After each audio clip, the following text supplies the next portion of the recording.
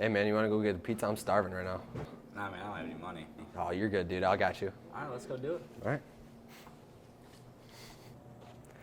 Yeah, can I get one large pepperoni pizza, please?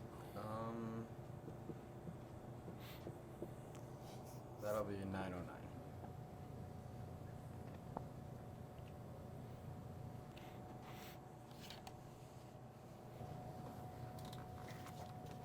Thank you. Thanks, man. Next one's on me. Yeah, no problem. So you have your own account that's set up to your own money? Yeah, man, every Friday, my company sends me my paycheck and it goes right to my account and I can view it from my Elga Credit Union app. How's that work? So I have an app on the Elga app on my phone and I just put my finger down on it and it tells me, oh my God, dude, I'm negative right now. I thought I had $16 and I don't have any left. I'm in the red.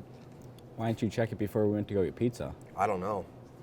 Well, you probably should go to your credit union and see what happened. I probably will. Hi, welcome to Elga. How may I help you? So I went and bought a pizza today and I checked my account afterwards and I noticed that it was negative. I've never had this happen to me. Is there any way you could help me out? Yeah, what is your name? Cal Stefanko. And Cal, do you have your ID with you today? Yeah, yes I do.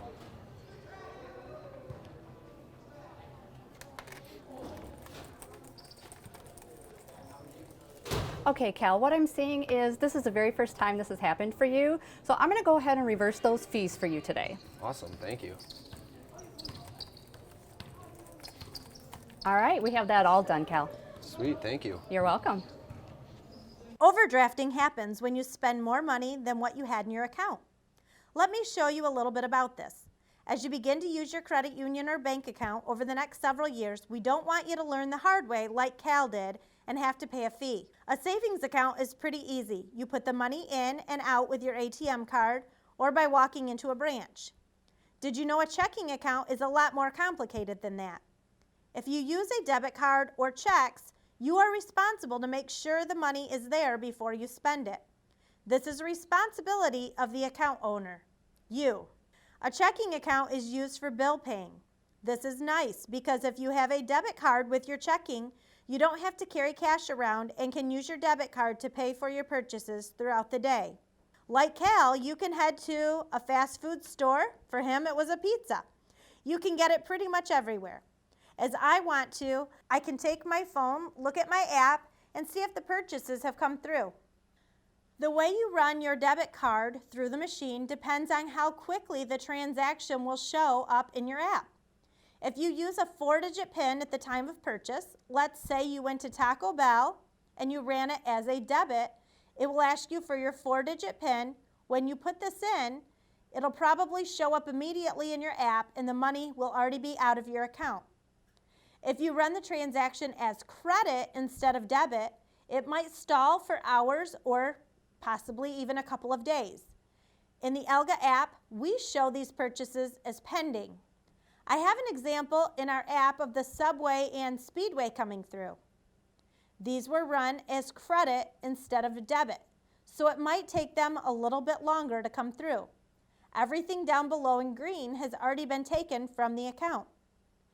If you look above at the balances and the available balance, you will see the checking has $1,779.02.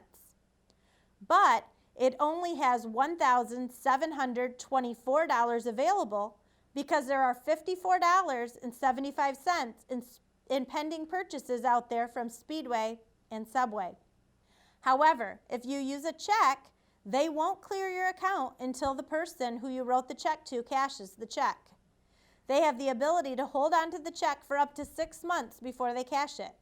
If you forget about the check and you think you have a certain amount of money, and that check you wrote 1 month ago or maybe even 6 months ago then comes through, this is where you could run into some trouble. Let me show you how quick or slow a check could clear. In this example, the person didn't have anything in the checking account.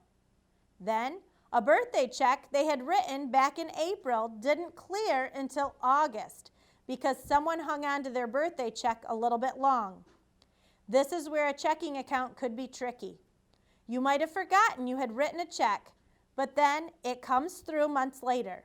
It is much easier to balance a checking account without using checks. This is why so many people have gotten away from using them. Tip 1. You will want to watch your app to see what charges you've made and watch your running balance. Tip 2. Be careful with checks because they will not clear the balance instantly. This won't happen until the person who you wrote the check to cashes it. Tip 3. If you write a check or swipe your debit card and there isn't any money there, it will cause an overdraft fee. In this example, you see the person might have spent $9.09 at the pizza store, but they were charged a $25 fee. So that $9 pizza turned into a $34 charge. Most people probably wouldn't have spent $34 on that pizza. The same thing with the birthday check example. If there wasn't enough money to cover it, that $25 birthday check could easily turn into a $50 expense. I'm showing an example with an overdraft fee at Elga for $25. I will tell you though, most banks don't charge $25. Most banks would charge $35 to $39 for an overdraft fee. So at a bank, it could be even more expensive when you make a mistake. I have just showed you what can happen if you have an overdraft set up. If you don't, then checks will return to where you sent them and they would get a fee as well. So for example, if you had written a check to, let's say, a clothing store, and that check didn't clear your account, if that clothing store was, let's say, Forever 21, you would have that $25 fee with the credit union, and Forever 21 will probably charge you their fee because they just got charged a fee from their financial institution as well. So you might have double the trouble on a check like that. With a debit card, if you don't have the overdraft set up, it would have denied you the purchase. For example, let's say you were at Meijer and you had all of your groceries on the conveyor belt. If you don't have enough money to pay for the purchase after they have bagged up all of your groceries, they would tell you that your card had just been denied. In that moment, the store would then have to put all the groceries away. You might have some embarrassment, but you wouldn't have had that $25 fee because you didn't have an overdraft set up. There is no way to stop a fee for writing a check when the money wasn't there. You would get charged the fee because there isn't a person telling someone not to cash that check. Just like at Meijer, they tell you, I'm sorry you're denied. Nobody's going to know to deny trying to cash that check. So the last tip I'd like to leave you with, tip 5. There is a way to get a debit purchase not to go through if you know you don't have the money. So you would opt out of Reg E, and that will stop you from a debit purchase when you don't have that money sitting in there for it.